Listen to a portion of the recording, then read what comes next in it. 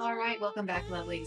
So today I want to take you through some of the StoryGrid obligatory scenes and conventions that really make StoryGrid unique in a storytelling process and outlining process. And the reason I really love StoryGrid is because it gives you kind of a framework to work within. Mentioned in previous videos, if I have too many choices, I get overwhelmed, I get analysis paralysis, and it's very difficult for me to move forward in the writing process. So what I really love is creating my own little box. And this box does not constrain my creativity. It provides me a framework to work within. And StoryGrid has some of those elements that make it easier for me to write, easier for me to pull my creativity forward. And so some of the genre conventions that StoryGrid goes over are things that readers expect to see in different types of novels. For example, in a romance novel, readers expect it to end with happily ever after. In a sci-fi novel, readers expect to see some technologically advanced, super weapons and things like that. These are different types of genre conventions that if you leave them out, the reader is going to leave the book unsatisfied. They might even stop reading it before they reach the end because it's not hitting the right notes for them.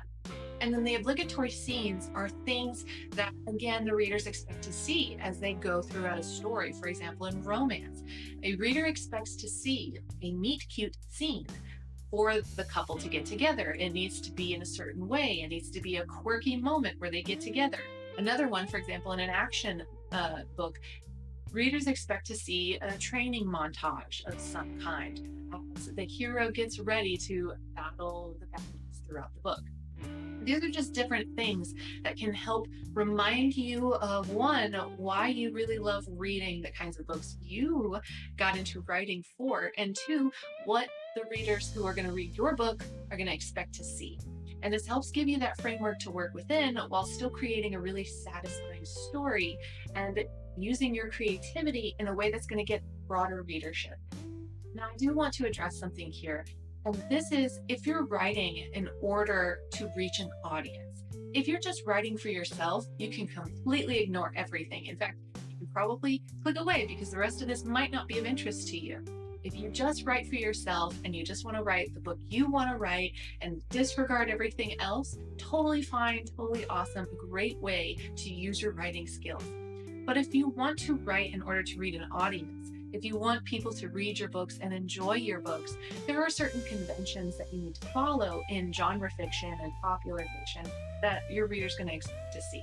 So in this particular series, we're going to go through one at a time the different types of genres that are covered in StoryGrid. And if you enjoy this series, please let me know down in the comments below, and I'll continue to make different video series like this that cover all the different outlining methods. So let me know what your favorite one is, and I'll cover that one in the next series. All right, let's get started with StoryGrid, genre conventions, and obligatory scenes. In this video, we're going to talk about thrillers for the first obligatory scene and genre conventions in story writing.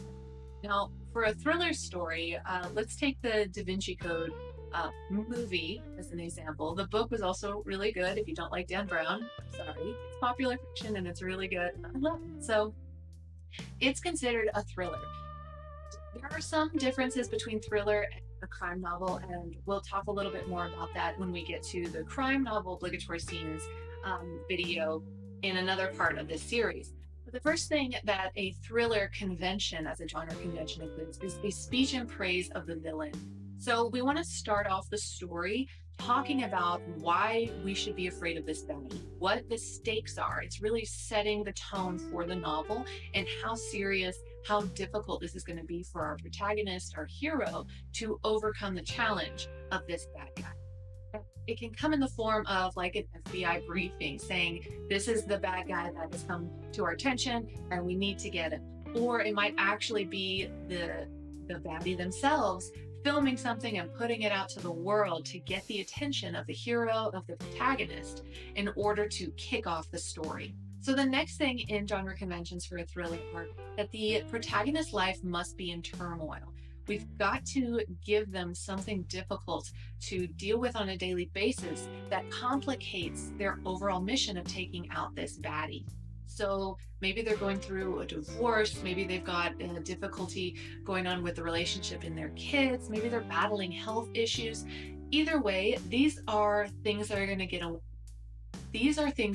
to get in the way of them getting that baddie. It's going to be those progressive complications and those obstacles that the character has to face in order to make it even more difficult for them to take this guy down. We want to make it seem like it is absolutely impossible for them to achieve this goal so that by the time they get to the end and they do, and we have to plant the seeds of them making it to the end so that it's believable by the end.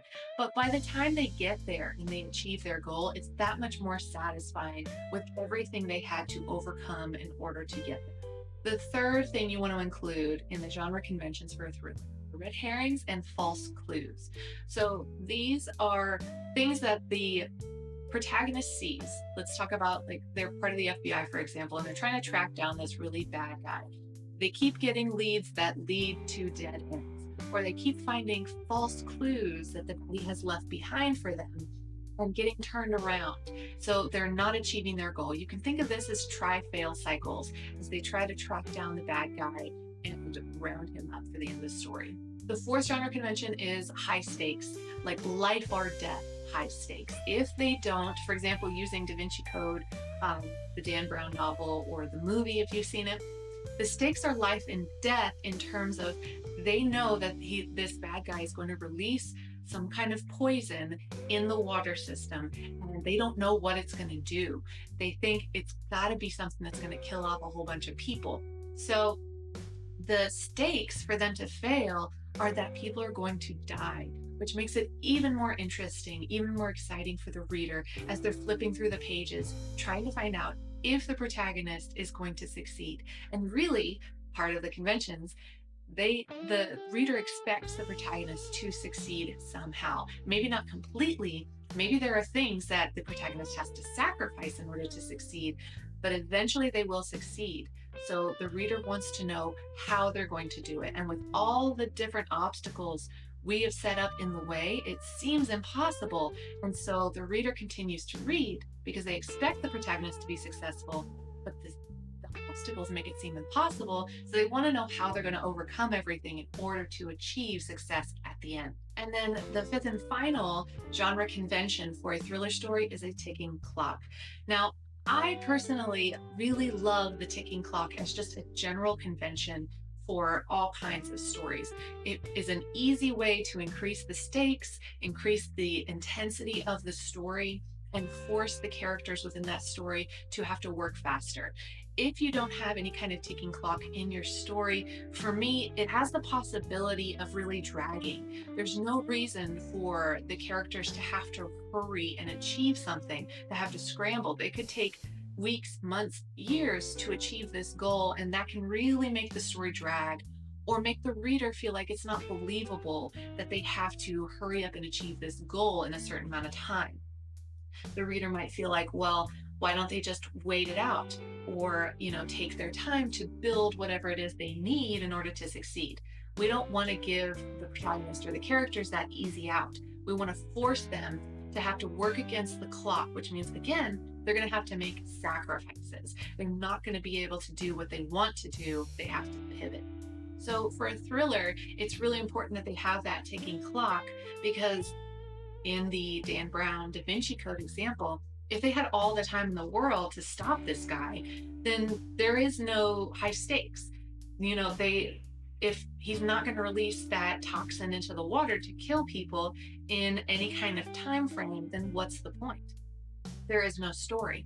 So creating a ticking clock for a thriller novel is really what makes it the thriller. They're having to run and rush and have their car chase scenes and all these different fast-paced elements of the story in order to get to the end. And that's what makes it really exciting. And that's what a thriller reader really wants to see whenever they pick up that novel. So those are the 5 genre conventions for a thriller.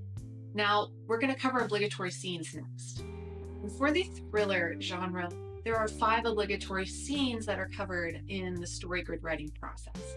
And the first one is that the inciting incident has to be the crime. So again, much like we talked about in the first element of the genre conventions, the first scene in a thriller novel needs to set the tone for the story.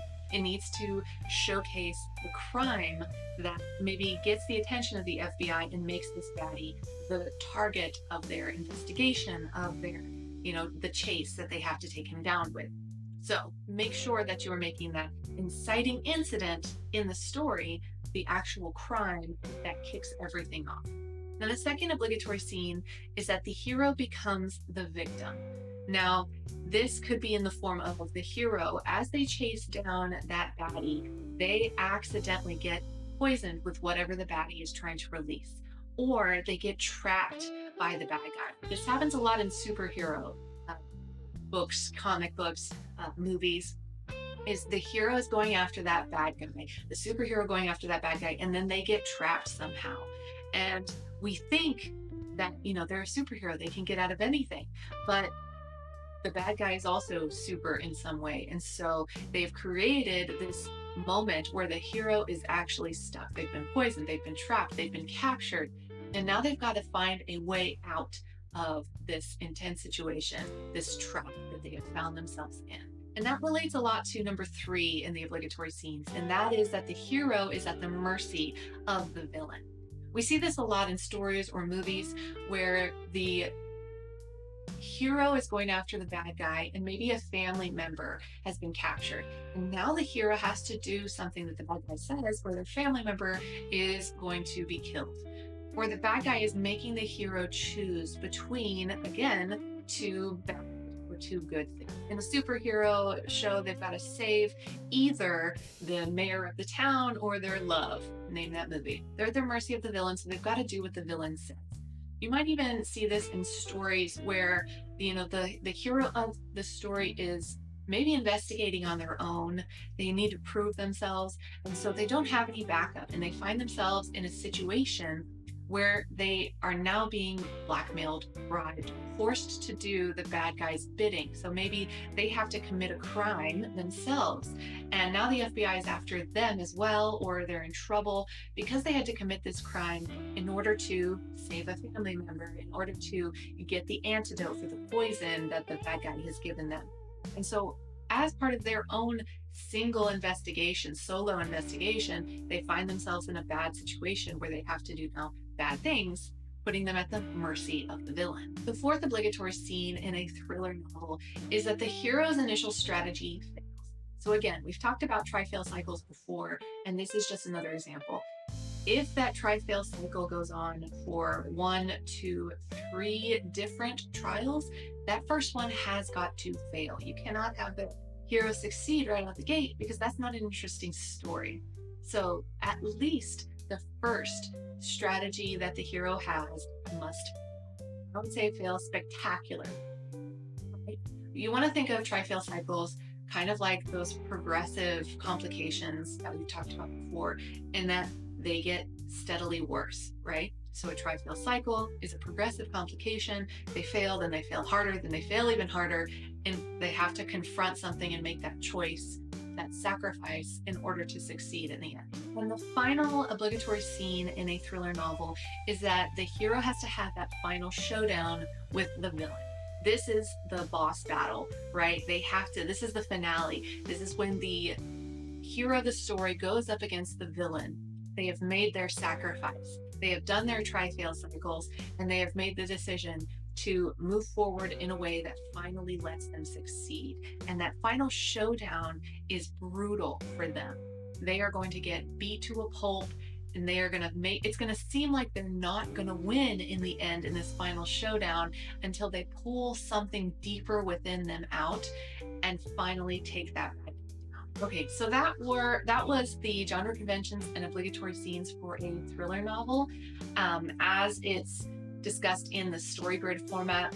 I really love using this. It provides that framework and that kind of insight into what readers expect, which makes it really an easier time in pulling your creativity out to write something that's satisfying for a reader. So if you enjoyed this, if you want me to cover the half dozen other uh, genres and their conventions and obligatory scenes as they are in the StoryGrid format, please let me know down in the comments below. I really enjoy doing this for you guys. And the next video would be the crime novel. We can also cover romance, sci-fi, fantasy. There's a whole bunch of different kinds that we can go over. So if that interests you, let me know, and I will see you in the next video. Bye, guys. The reader expects to see a meet cute, for example, in an action show, or we see this a lot in shows where, for Batman, for example, they've got to save either, oh, what was their name?